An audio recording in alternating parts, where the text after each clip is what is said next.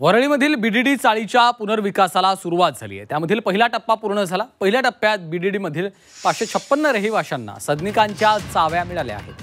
त्यानिमित्ताने बीडीडी चाळीच्या इतिहासाची पुन्हा एकदा चर्चा सुरू झाली।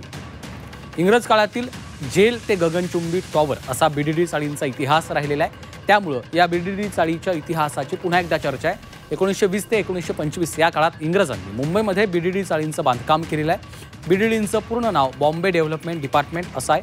ब्रिटिशांच्या काळामध्ये मोठी आंदोलनं झाली। ब्रिटिश सरकारच्या विरोधात आंदोलन करणाऱ्या क्रांतिकारकांना जेरबंद केलं जात होतं।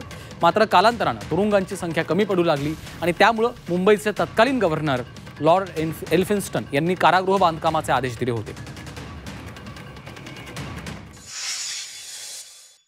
1969 पासून आम्ही 2022 पर्यंत बीडीडी चाळीत राहत होतो आणि या चाळीमध्ये राहण्याचा आमचा एक वेगळाच अनुभव आहे।